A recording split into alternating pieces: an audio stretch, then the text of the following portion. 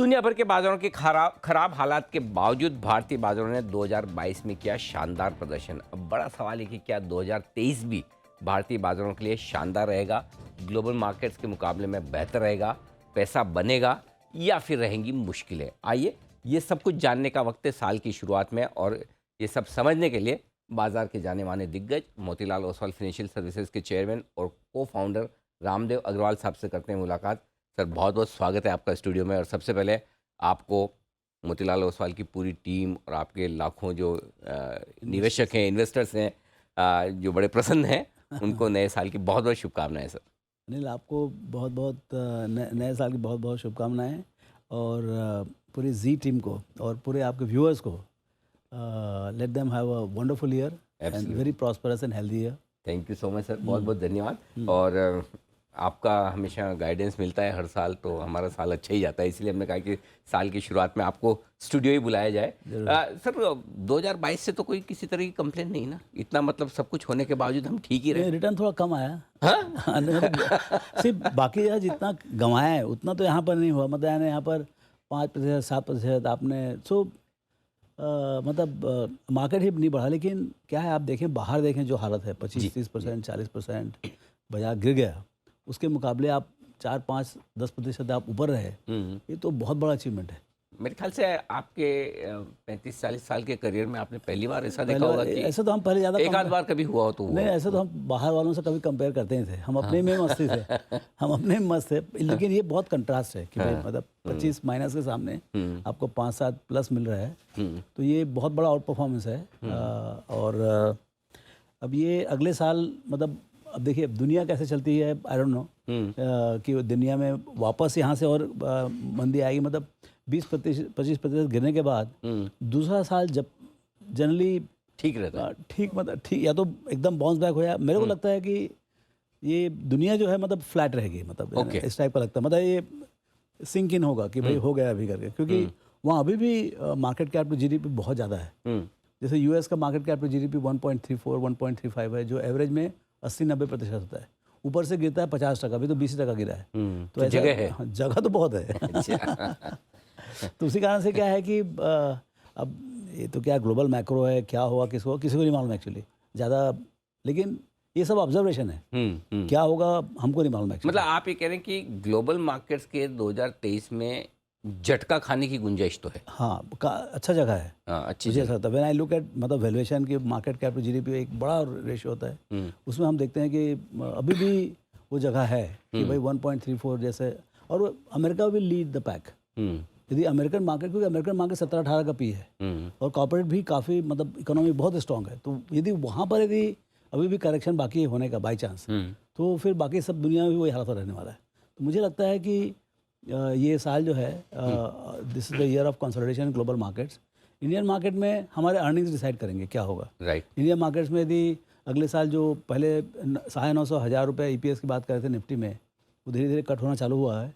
अब 950, 930, 935 की बात कर रहे हैं जी। यदि उतना भी आ गया तो फिर जितना अर्निंग्स ग्रोथ आएगा उतना आपको चांस है कि भी 10-12% आपको मिलेगा। लेकिन बड़ी तेजी 2023 में नहीं, 10-15% अगर निफ्टी बढ़ गया तो अच्छा है, ऐसा लग रहा है आज के जो माहौल है उसके हिसाब से। लेकिन बहुत कुछ बदल सकता है। जैसे यूक्रेन वार कल लास्ट जब चालू हुआ तो किसी के हॉराइजन में नहीं था कि यूक्रेन वार होगा। राइट। आज ये लगता है कि 2-4-5 साल तक चलते ही रहेगा। जो 5-7 दिन की बात थी, अब 5-7 साल की बात कर रहे हैं, तो वो कभी भी बंद हो सकता है। फिर उससे बहुत कुछ माहौल बदलेगा।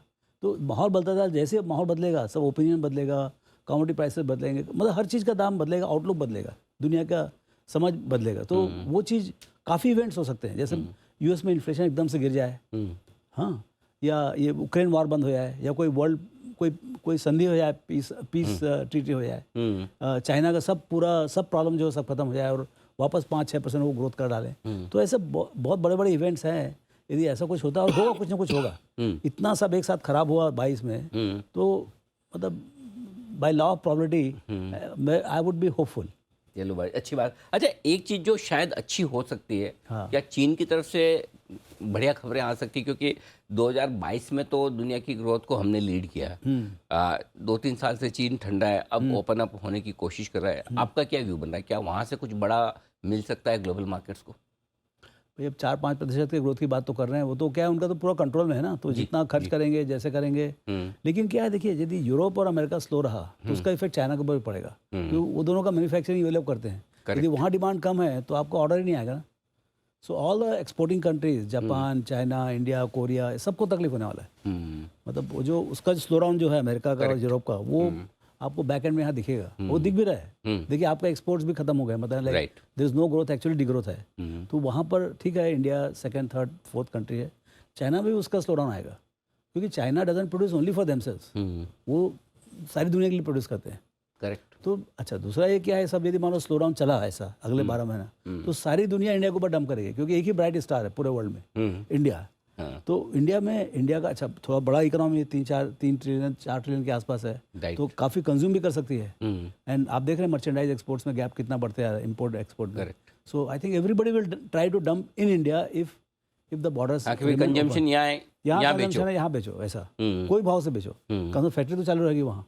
तो ये माहौल बनने का भी चांस है। सो ये सब बातें ध्यान में रखनी चाहिए। बाकी तो प्रेडिक्ट करना बहुत मुश्किल है, बहुत ज़्यादा अनसर्टेन है। नहीं, बिल्कुल। और आप अगर कह रहे हैं कि प्रेडिक्ट करना मुश्किल है, तो हमें तो कोशिश भी नहीं करनी चाहिए क्योंकि इतने सालों का आपका लंबा गहरा अनुभव है। और सही बात है, मैक्रो फैक्टर्स में बड़ा मुश्किल होता है, इसीलिए शायद आपका फोकस हमेशा कंपनियों पर रहता है कि हाँ, कंपनी क्या कर सकती है, उतना अंदाजा लगाना आसान काम। हाँ, वो बैठ के कंपनी वालों के साथ चाय पियो, कंपनी उनके रिजल्ट देखो।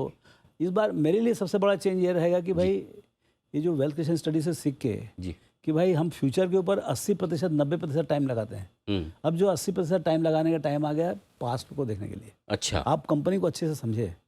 आप यदि कंपनी को समझ लिए, मतलब डिसप्रोपोर्शनेट टाइम अपने को पास्ट में लगाना चाहिए, वही आपको फ्यूचर का गाइडेंस देगा। ये इंटरेस्टिंग चीज़ है। अगर किसी कंपनी का आपने पास्ट हिस्ट्री, प्रोमोटर्स का बैकग्राउंड, उसका अब तक की यात्रा और कुंडली ढंग से पढ़ ली, तो जैसे आपने अपनी लड़की के लिए शादी करनी है, तो जो लड़का खोजोगे आप, उसका पूरा का पूरा पास देखते हो। ठीक है, फ्यूचर अच्छा है, लड़का IIT है, अहमदाबाद है, सब अच्छा है, लेकिन पास तो देखो ना आप। एब्सोल्युटली। तो अभी क्या है, बाजार में अभी भी क्या बहुत ज़्यादा स्ट्रेस रहता है कि क्या होगा, क्या होगा, क्या होगा। अरे भाई, क्या किया पीछे तो देखो आप कंपनी वालों को। जिस कंपनी में कॉम्पिटेंस ही नहीं है और बहुत खराब ट्रैक रिकॉर्ड है, not because of the management only, because of the business also. Business ही खराब है, अंडरलाइंग बिजनेस में इतना मारा हमारी, पैसा ही नहीं है उसमें बिजनेस में, there is no profit pool, क्या करोगे उसको आप। करेक्ट। तो यदि वो हिस्ट्री है तो आगे मैं कितना भी पोजीशन दूं, उसको कोई फायदा नहीं। अल्टीमेटली जो खराब मशीन है, यदि वो पुराना फिएट है, एम्बेसडर है, तो वो टूट ही जाएगा रास्ते में। ठीक बात है। अब इंडिया की बात करते हैं सर, दो चीज़ें खास तौर से इंडिया, एक इकोनॉमी के हिसाब से और एक रिटेल इन्वेस्टर्स जो आए हैं उसके हिसाब से। तो पहले इकोनॉमी की बात कर लेते हैं। 2023 में भी हमारी इकोनॉमी मजबूत ही रहेगी या कुछ बड़ी चुनौतियाँ हैं इसमें? ऐसा तो कुछ बड़ा, ऐसा फॉर ग्लोबल इस टाइप का जो है, उसमें इंडियन कंजम्पशन इज प्रीडोमिनेंट।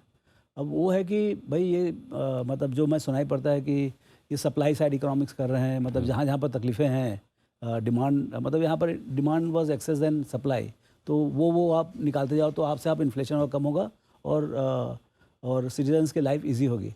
लेकिन कई सेगमेंट ऐसे हैं जहाँ पर डिमांड रिसेशन है, मतलब आपको सप्लाई पूरा है लेकिन डिमांड नहीं है। तो आप, अच्छा, हाई इन्फ्लेशन में होता क्या है कि जितने गरीब लोग होते हैं उनका सबसे ज़्यादा परचेजिंग पावर कम होता है। तो यदि परचेजिंग पावर कम होगा तो डे टू डे लाइफ चलानी है, तो उसमें क्या होता है, जो डिस्क्रिशनरी स्पेंड होता है वो खत्म हो जाता है। एंड वो चीज़ हमको दिख रहा है कि नीचे का अलग जो डिस्क्रिशनरी स्पेंड होता है, चाहे वो मोटरसाइकिल हो या छोटे घर हो, तो सब जितने जो middle to lower middle class वाले जो हैं, वो कंजम्पशन बेस को कैसे ये मतलब बढ़ावा देंगे, वो शायद बजट में मालूम पड़ेगा कि भाई वो are they looking at building demand from that side. तो आपको बड़ी उम्मीदें हैं बजट से इस बार? नहीं, बजट भाई देखिए, बजट एक त्यौहार है, जब आएगा तो देख लेंगे क्या आता है। बाकी तो गेम तो उसके अपने हिसाब से जो रियलिटी में बता रहा हूँ कि सरकार ही कर सकती है ना कुछ, बाकी तो हम क्या करेंगे उसमें। करेक्ट। अच्छा सर, ये कोविड के बाद से, मार्च अप्रैल 2020 के बाद से रिटेल इन्वेस्टर्स की बड़ी ज़बरदस्त आंधी आई है और मार्केट में, और 2022 में अगर हमने पूरे FIs के तूफान का मुकाबला किया है तो इन्हीं के दम पे है ना। तो अभी तक तो पैसा बन रहा है या बड़ा लगा नहीं इनको, राइट।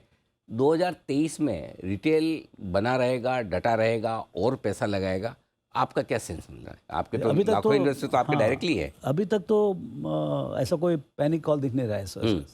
फिर देखिए, एक डिसअपॉइंटमेंट ये है कि लास्ट ईयर 5% रिटर्न बना है, तो रिटर्न बहुत ज़्यादा नहीं बना लास्ट ईयर। तो अब क्या है कि इस साल खराब नहीं होना चाहिए सर। 1-2 साल जब खराब, देखिए 5-6% बना मतलब क्या है, आपका फिक्स्ड इनकम के बाद तो बना ना, यदि बाई चांस फिक्स डिपॉजिट में तो भी उतना ही बनता है। करेक्ट। लेकिन आज जो है फिक्स डिपॉजिट होगा 7% और आपने दिया 5% यहाँ पर, तो वो एक टेंशन है। थोड़ा सा fix market is looking better, और जिस ढंग से डिपॉजिट ग्रोथ है और लोन डिमांड है, उसके हिसाब से ऐसा लग रहा है कि शायद डिपॉजिट रेट और 50 बेसिस पॉइंट 1-8% बढ़ जाए, है ना। तो उससे क्या हो जाएगा, आपको 8% जैसे मिल जाएगा। तो वो आपका मार्केट का ठीक है, 20 साल का निकालोगे तो 12% मिला है, तो हम वही प्रॉमिस कर देते हैं लोगों को, लेकिन ग्राउंड रियलिटी है कि 12 महीने में आपको 5% मिला है। राइट। तो fix income is looking better that way.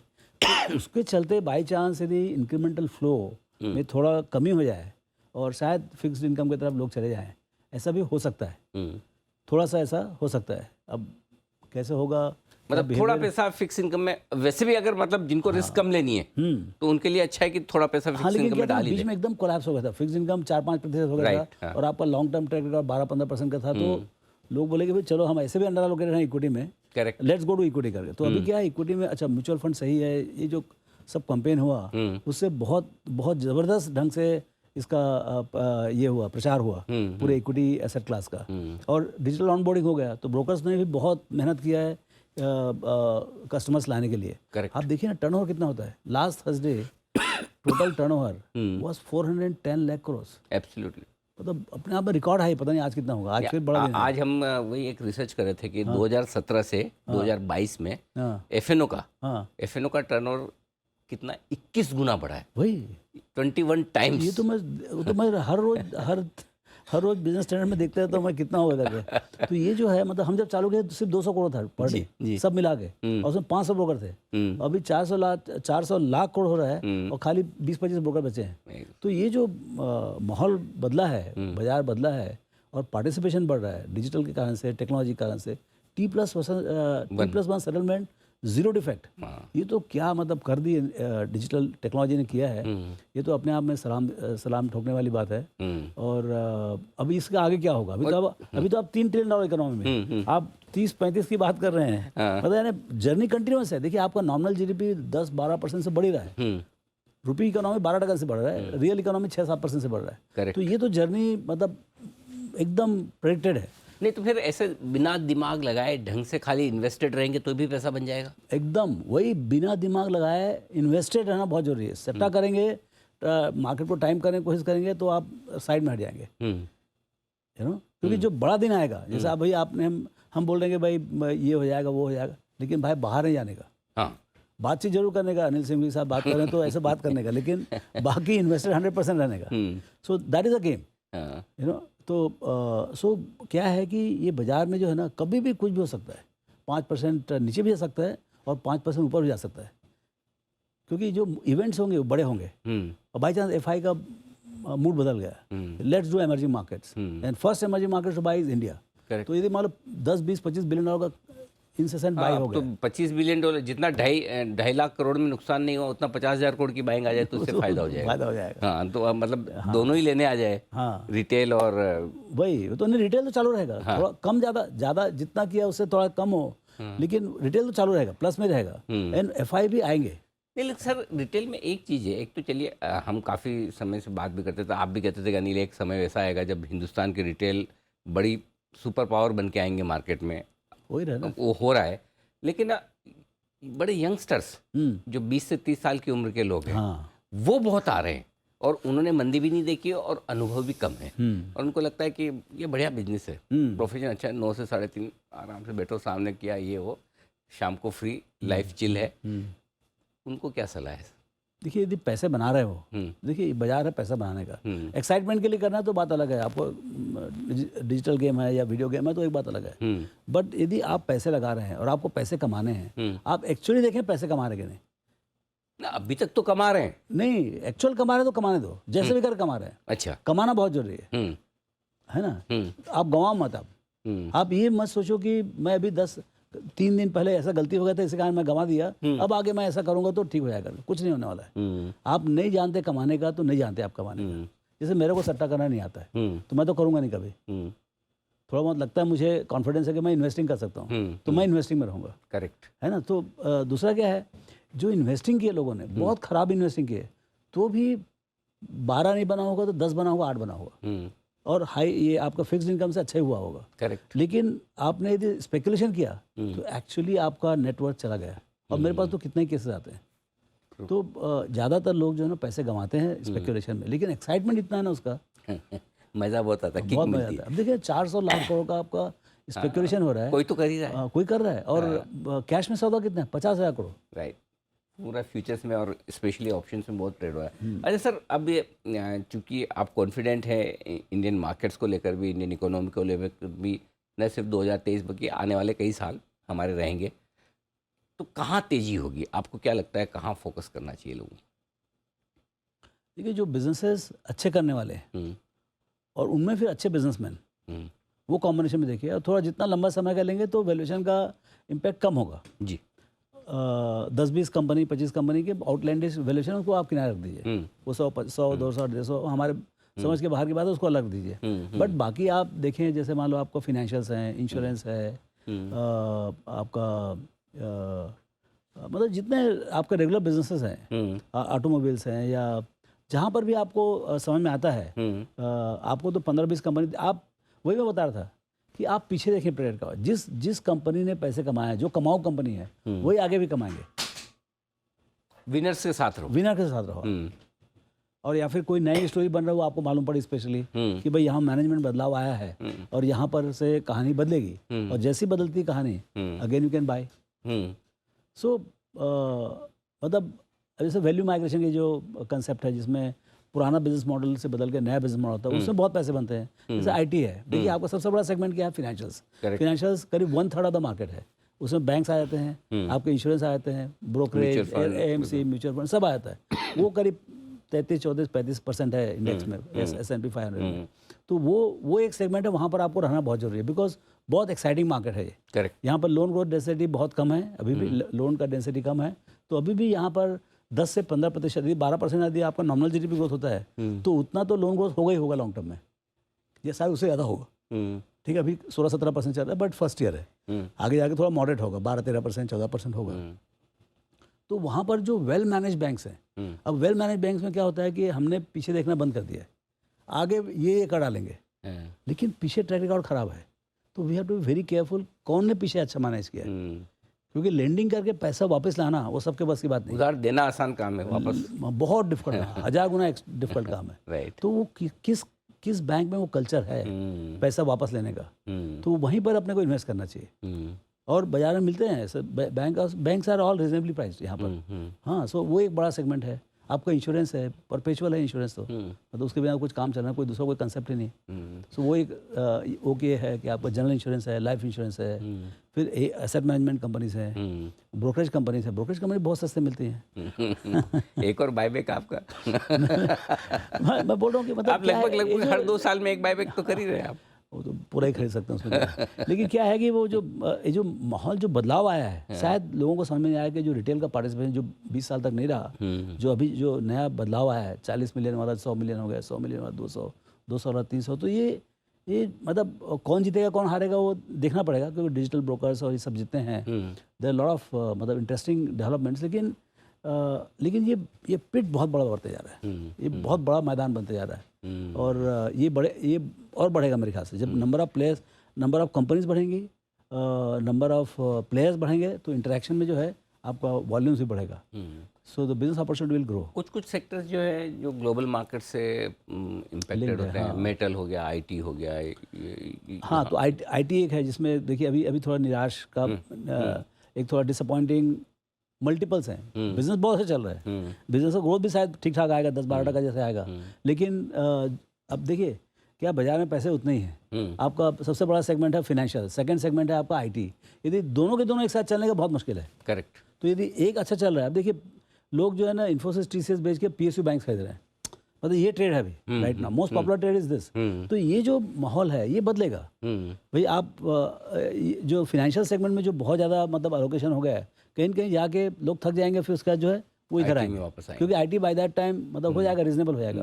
वो भी गया लाइक लास्ट ईयर 20-25% पूरा इंडेक्स से निकल गया है। तो मेरे को लगता है कि नाउ वहाँ पर माहौल बनेगा कि धीरे धीरे एलोकेट करने का वहाँ पर। सो ऐसे जो है ना, अब आईटी में भी क्या है, बहुत बड़ी कंपनीज है, मिड साइज कंपनीज है और बहुत छोटी कंपनीज है। अभी आपको देखना है कहाँ पर ज़्यादा ग्रोथ का संभावना है और रिजनेबली प्राइस्ड है। सो ऐसा मतलब है ना, इंडिया में मज़ा क्या है कि हर थीम पे आपको स्टॉक्स मिलेगा ये बात सही और हर साइज़ का मिलेगा। हाँ, तो आप थोड़ा मेहनत करना चाहिए और कुछ नहीं। अच्छा, आपने फिक्स इनकम की बात की, इक्विटी तो आपकी ऑल टाइम फेवरेट है। गोल्ड और रियल एस्टेट पे कोई व्यू है इस वक्त आपका? देखिए, रियल एस्टेट सबसे बड़ा सेक्टर है, तो यहाँ पर मतलब मेरे समझ में आता है कि 50,000 लाख करोड़ का रियल एस्टेट सेल्स वाला कंपनी क्यों नहीं बनेगा यहाँ पर। लाख अभी करोड़ देखिए की सेल्स वाला। हाँ, डीएलएफ का देखिए आप मतलब मोतीलाल ओसवाल का 5-5.5 करोड़ टर्नओवर सर्विस कंपनी है। डीएलएफ का लास्ट ईयर का सेल्स 6,000 करोड़ है। मतलब क्या है, मतलब कम से कम 25 गुना तो होना चाहिए मोतीलाल ओसवाल से, 10 गुना तो कम से कम बड़ा होना चाहिए डीएलएफ। कितना बड़ा ब्रांड है, जायजेंटिक है। Correct. तो मेरे को लगता है वहाँ पर बहुत स्कोप है for the companies which can scale up. अब वो कौन स्केल अप करेगा वो समझना चाहिए, क्या क्या तकलीफें हैं उसमें स्केल अप होने में। ठीक बात। इतनी बड़ी कंट्री है, आपका एक लॉ है पूरा है वहाँ तक, वन इंडिया वन लॉ वाली बात है। तो यहाँ पर बड़े बड़े रियल एस्टेट कंपनी क्यों नहीं बननी चाहिए। करेक्ट।